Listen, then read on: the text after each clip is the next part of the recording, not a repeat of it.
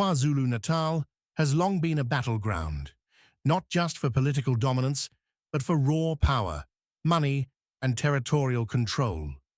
For years, assassinations, extortion rings, and deep-rooted syndicates have torn through communities while critical investigations stall, collapse, or mysteriously vanish. But on this day, something changes. Lieutenant-General Nhlanhla Mkhwanazi steps forward, and for the first time, he breaks the silence that has gripped the province for over a decade. Standing before the media, flanked by the highest ranks of police leadership, Mkhwanazi delivers the one sentence South Africans have whispered privately for years. There are politicians involved in criminal syndicates. Some of them sit inside Parliament. A heavy silence drops over the room, because when a man of his rank speaks like that, it means the evidence runs deeper than anyone imagined. He begins to unpack the scale of what KZN is facing. This is not a province dealing with petty criminals or loosely connected groups. These are highly coordinated, heavily funded networks capable of contract killings, including political assassinations, mass murders, intelligence manipulation, interference in high-level investigations, and even infiltration of government structures. For years, communities have lived in fear. Councillors have been gunned down. Whistleblowers have vanished. Police officers investigating sensitive cases have been targeted. But now, he says, the police leadership, generals, district commissioners, and crime intelligence operatives have formed a united front to dismantle these networks. The fight has begun. And the most chilling truth is this: the enemy is not only outside, some of them are inside the state itself. One of the most alarming points he raises is about the ongoing investigation into the political killings. South Africans have always known these killings existed, but few understood the depth of the rot. Mkhwanazi reveals that multiple murders are directly linked to organized crime structures. These killings are not random. Some suspects have powerful political sponsors who protect them at every step. Every time investigators get close to a breakthrough, someone tries to interfere. Crime intelligence leaks have become so severe that they now pose a threat to national security. He warns that this investigation is far bigger than KwaZulu-Natal. It stretches across provinces, across political parties, and deep into Parliament itself. And he promises the nation, "We will not surrender this investigation." Then he drops another bombshell. Classified crime intelligence reports have been accessed by individuals who had no authorization. These documents contained names of suspects, details of political assassinations, syndicate structures, planned arrests, surveillance operations, and other sensitive intelligence. Somehow these files found their way into the hands of people outside the investigation. This, he says, is no accident. It is deliberate interference. Someone is leaking information, and whoever is responsible is protecting dangerous people. He goes further, saying those accessing and circulating the files are connected to political syndicates operating from within Parliament. Once again, the room falls silent, because now the accusation is not vague, it is direct. Mkhwanazi then references a specific mass murder case, a gruesome, bloody scene that shocked even hardened investigators. During that incident, a senior government minister arrived at the crime scene unannounced. According to Mkhwanazi, the minister's presence influenced how investigators could operate. Critical evidence was compromised. Questions arose about motive and interference. Mkhwanazi refuses to name the minister publicly, but his tone leaves no doubt that the matter is under internal review. He makes one thing clear: when politicians arrive at crime scenes before forensic teams, something is terribly wrong. Finally comes the moment people will remember for years. Mkhwanazi says plainly, "Some of the criminals we investigate are protected by politicians in parliament. Some politicians are actively involved in criminal syndicates." A statement like this is not a careless accusation. A high-ranking general cannot speak this way unless evidence exists, unless intelligence reports confirm the links, unless investigations are already pointing upward, not downward. He explains how these politicians disrupt police operations, leak classified intelligence, shield suspects from arrest, benefit financially from crime rings, and use their positions to intimidate investigators. This is no longer corruption. This is a criminal capture of the state. As he closes, Mkhwanazi delivers a message to ordinary South Africans. The police cannot win this war alone. Communities must speak, report, and come forward with information. However, he warns that the biggest battle is not in the streets. It is within the government. Unless Parliament cleans itself, the violence in KZN and across South Africa will continue. He promises that his team will not back down, but he leaves the nation with one haunting question. If politicians are protecting criminals, who is protecting the people? South Africa stands at a crossroads. If these warnings are ignored, the syndicates will tighten their grip. The killings will continue. The intelligence leaks will grow. Parliament itself may become a stronghold for criminals. But if the truth comes out, fully, loudly, publicly, this could be the turning point the country has waited for. The war has already begun. The only question left is, which side will the nation choose? And I can confirm before the South Africans today that the investigation which these members were involved with in Gauteng has unmasked the syndicate. And this syndicate involves, amongst others, politicians who are currently serving in Parliament. The law enforcement officers include the members of the South African Police Service, the Metro Police, and correctional services. They include prosecutors in Gauteng province, the judiciary, and all these are controlled by the drug cartel as well as business people in that province of Gauteng. This act, of course, undermines the criminal justice system in this country. Mr. Brown Mokgotsi sends a WhatsApp message to myself, Lieutenant-General Mkhwanazi, regarding the allegation on defeating the ends of justice matters which were widely publicized, which involves an incident that happened at the correctional service at Mpangeni in KwaZulu-Natal.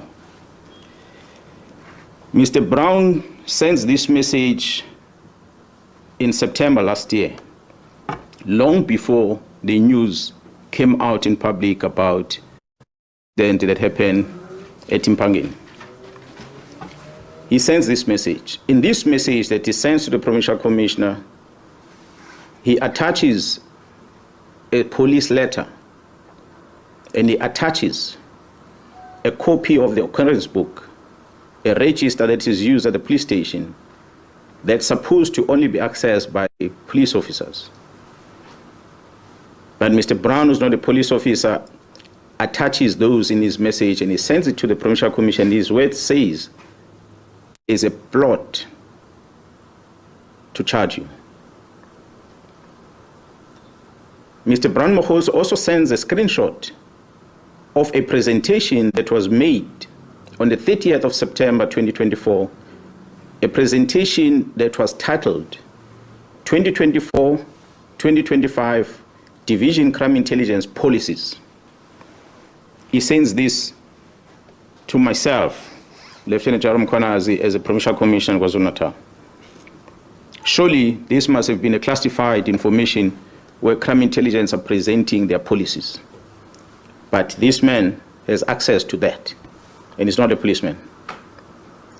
When asked to share the copy of this presentation through that WhatsApp communication, he responded by saying, "General Khan will brief you next week." There's only one General Khan in the South African Police Service, so is one Lieutenant General Sibiya in the South African Police Service. I've never heard of any other Lieutenant Generals in any other way in the security cluster in the country with the very same names. So I assume that I know very well. He further wrote on the very same WhatsApp message. He said that, I quote, "The minister is briefed. He has just arrived in Lusikisiki," end quote. You will recall, colleagues, that we had an incident in Lusikisiki, a mass murder that happened there. And the Minister of Police had gone visiting the families and that crime scene. So after this communication, the Provincial Commissioner called the Chief of Staff, Mr. Nkabinde, the Chief of Staff of the Minister of Police, and asked the Chief of Staff, "Who is this Brian Mkhwanazi? This Brian Mkhwanazi seems to be traveling with the Minister to Lusikisiki. Who is he? Because I've never heard of him." The response from the Chief of Staff was that Mr. Brian Mkhwanazi is an associate of the Minister, but is not employed in a department. That's when I got a confirmation about Mr. Brian Mkhwanazi. And I asked the Chief of Staff to send the phone number of this Brian Mkhwanazi, of which he did.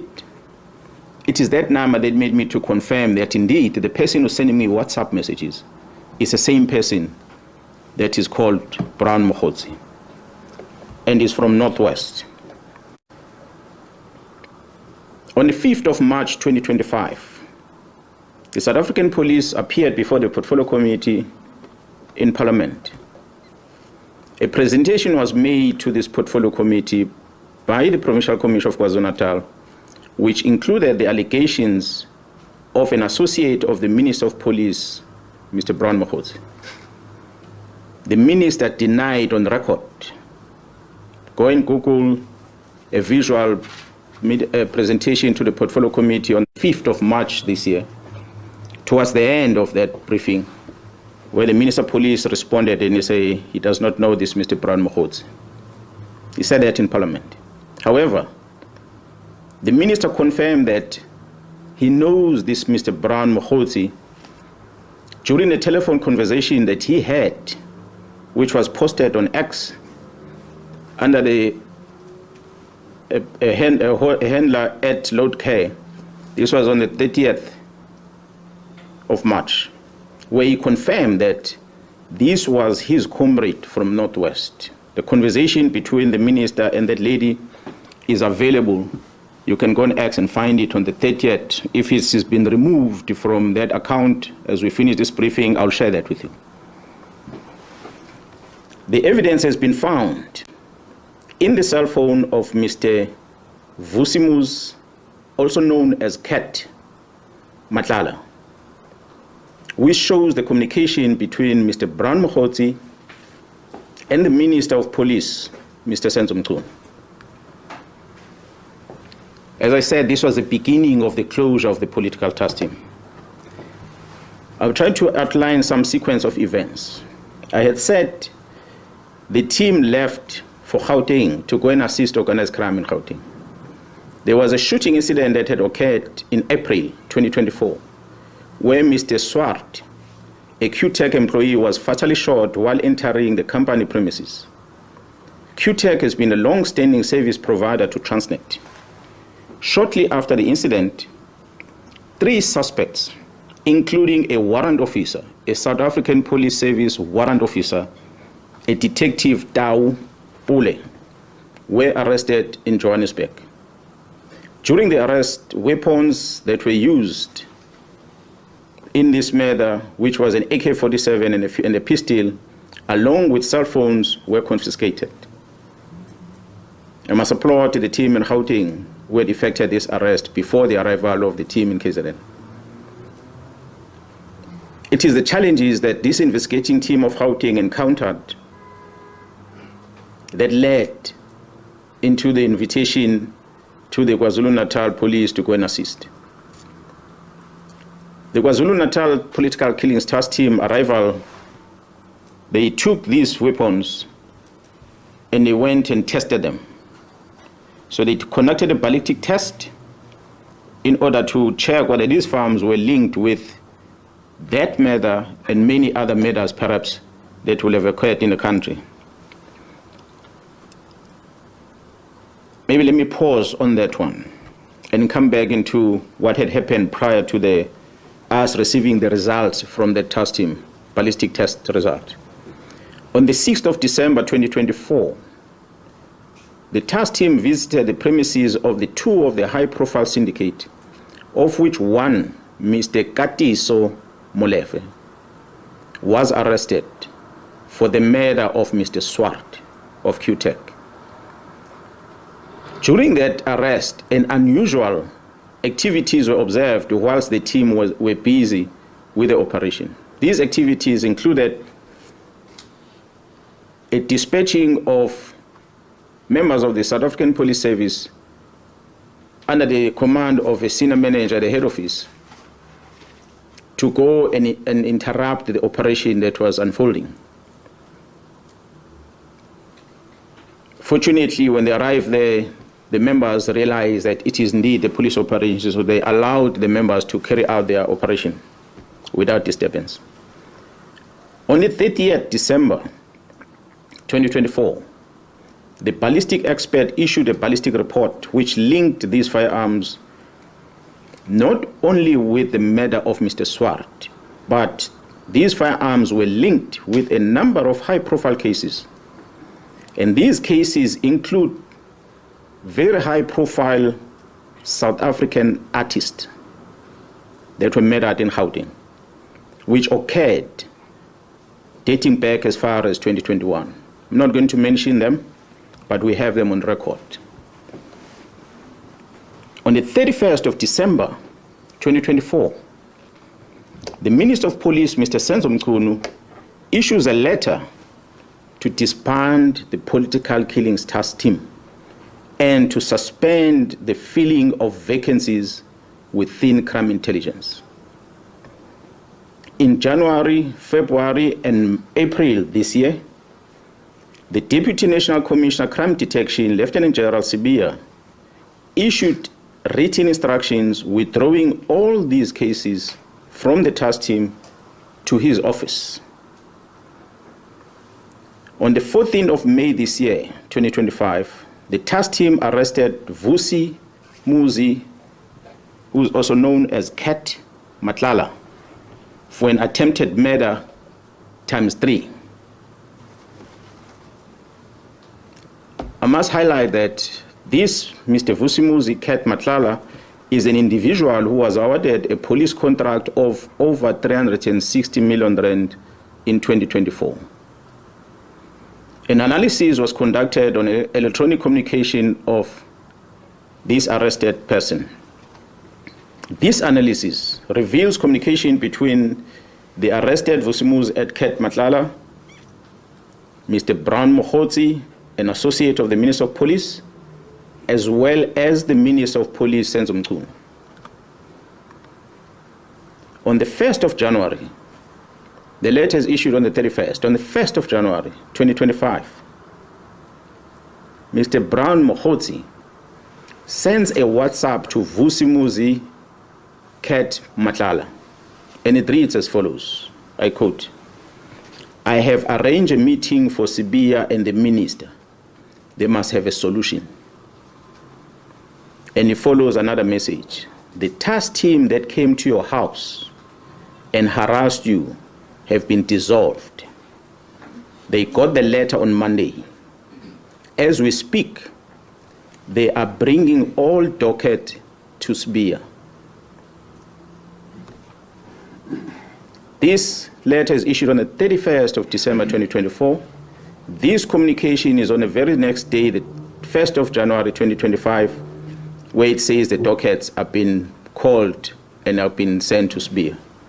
Yes, we know the dockets only were sent to Sibia in March this year. Further analysis of the chats indicates that Vusimuzi Ket Nhlanhla is financially supporting the Minister of Police and Mr. Brown Mokgotzi's political endeavors. This is supported by the evidence of conversation and the proof of payments of guests for January 8 traveling cost and the Ghana dinner in Cape Town, which was done in 2025. The proof of payment, we have it. As I said, we're going to share with you where Mr. Nhlanhla is sending this proof of payment to Mr. Brown Mokgotzi. On the 2nd of January 2025, at about 10:05 in the morning, Vusimuzi Ket Nhlanhla receives a copy of the letter of the disbandment of the political killing stars team from Mr. Brown Mokgotzi, who is an associate with the Minister of Police. I pause to remind you that this is the very same Brown Mokgotzi that the Minister of Police had denied in Parliament and later confirmed to be his comrade but not involved with police matters. But he's sending this communication. That's what we have discovered through the investigation. On the 14th of January 2025, Mr. Brown communicates with Mr. Vusimuzi Ket Nhlanhla as follows. I quote, "Sure, don't forget to work on your invoices." On the 15th January, Mr. Vusimuzi Ket Nhlanhla responds with a screenshot of an invoice that he has submitted to the South African Police Service, which I guess was due for payment on his contract. On the 26th of January 2025, Mr. Brown Mokgotzi sent a message to the Minister of Police, Senzo Mchunu, which reads as follows, I quote, "The guy of the funding in bracket 20 is also in Joburg from Tuesday. He is the one I said has a 3 billion contract with SAPS." Close quote. Open quote, again another message. "I am also meeting with the DNC and the COS today." Now, in the abbreviation, the DNC in the South African Police Service is referred to as the Deputy National Commissioner, and the COS will be, in this regard, the Chief of Staff. He says, "I'm also meeting with the DNC and Chief of Staff today in Durban for finalization of Khumalo and General Mkhwanazi's matter." Close quote. Another message reads, "DNC is waiting for the Chief of Staff here. This is very significant." Close quote. This is extracted from the communication of the arrested person. So we ask ourselves a question. Is there a theory of conspiracy targeting senior officers involving the Minister of Police in this country? On the 31st of December, we have seen Mr. Brown Mokgotzi sending the following message to the Minister of Police, which reads, "Minister, I'm going to get the case number and the judgment for you. Now we got something proven by the court. This is a matter now which either Sibia or the minister can charge Khumalo and apply Rule 9 of the disciplinary regulations of the South African Police Service. It took the Constitutional Court to release a man who was sentenced to life imprisonment through a forced Section 204 confession. Imagine, Comrade Senzo, after 30 years of democracy, having this kind of policing. The good thing now is that these are not allegations, but a court judgment." This is extracted from a conversation that Mr. Brown Mokgotzi is sending to the Minister of Police. On the 13th of May this year, the contract of Vusimuzi Ket Nhlanhla was cancelled by the National Commissioner of the South African Police Service. On the 14th of May this year, Vusimuzi Ket Nhlanhla sent a message to Brown Mokgotzi, which reads, I quote, "Morning, just to let you know that my contract was cancelled yesterday, and I see you've been ignoring me and promising me things that never happened. Luckily, of every conversation, just in case something like this might happen, I'm taking all this to media and some to court on Friday when I do the interdict." Close quote. On the 30th of May 2025, the Investigative Directorate Against Corruption, which is referred to as IDEC, requests the exhibits from the cell phone of Vusimuzi Ket Matlala from the political killings task team, and they download the content of the cell phone. IDEC is a unit that was established to deal with corruptions in the country. We don't know what is it that we're investigating for them to come and ask for these cell phone downloads. On the 25th of May, on the 30th of May, I beg your pardon. On the 25th of June this year, the project coordinator of the political killings task team is arrested by IDEC. A dramatic arrest. A dramatic arrest. On the 26th of June 2025, the accused, Katiso KT Molefe, who was arrested by the very same task team, was granted bail. Guess that one went under the radar. The work of the organized crime in Gauteng, supported by the political killings task team, has indeed been compromised.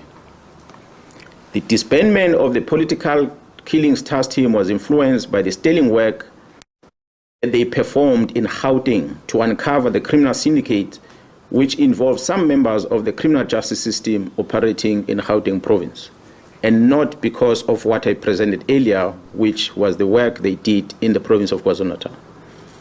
Their demise was as a result of them assisting Gauteng to uncover the criminal syndicate.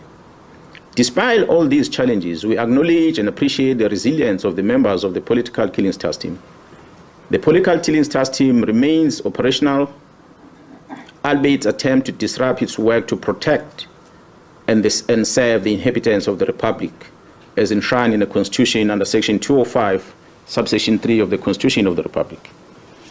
The political killings task team remains operational. Therefore, we have embarked on a process of registering a criminal investigation in order to deal with this infiltration and control of the criminal justice system by the organized crime. We in KZN know that a member of crime intelligence or members of crime intelligence released classified documents and handed them over to a member of parliament. That includes vetting documents, as well as covert properties. We all know in the country that the Joint Standing Committee of Intelligence is the one that must supervise the operations of a secret fund account, not only for the South African Police Service, but all the intelligence agencies in the country. That the members of crime intelligence gave these documents to the member of parliament, and the member of parliament registered a criminal case in Gauteng where he was alleging that some of the officials within crime intelligence were issued fraudulent vetting clearance certificates. After opening the case, he sends a communication to the Minister of Police. He asks the Minister of Police to take these dockets and assign them to someone else. The Minister of Police Chief of Staff, Mr. Nkabinde, wrote a letter to the head of the NPA, newly established unit, which is referred to as IDEC, Investigating Directorate Against Corruption, to investigate these cases. These are allegations of a manipulation of a vetting process, not a state capture, not corruption. But IDEC receives this communication from the Minister of Police to take these dockets, and IDEC does exactly that. They go and take these dockets and they investigate them. I wonder whether is this what the unit IDEC was established for. The Minister of Police invited and facilitated the peace talk between myself, the Provincial Commissioner of KwaZulu-Natal, and the Deputy National Commissioner, Lieutenant-General Nhlanhla Mkhwanazi, in his office, in his house, State House, official residence in Pretoria. The purpose of this invitation was to try and create peace between myself and the Deputy National Commissioner. It was unprecedented. I've never seen in my life. The National Commissioner was present, but he just kept quiet because it was not his meeting. The Minister of Police felt that he must make me and Gerald Spear to find peace. Surely, there can never be peace between a criminal and a police officer. As we speak, the South African Police Service, KwaZulu-Natal, still does not have a leader within crime intelligence because of the letter where the minister suspended the filling of vacancies at crime intelligence, which is dated the 31st of December. So to date, we don't have a command of crime intelligence in this province. We are trying to figure out on our own how to infiltrate syndicates because the minister decided these posts must not be filled. The crime intelligence at the national level has no commander as we speak. And we must thank the magistrate who made the ruling that went beyond what the charge sheet against the accused is about, which the members were charged on HR-related matters that dealt with filling of vacancies. The magistrate directed that these members must never enter any premises of crime intelligence in the country. So which means all the work of crime intelligence had to come to a halt. Interesting for us is that another magistrate who then had the matter of the second accused on that case, who had remained in custody last week, did not issue the same condition.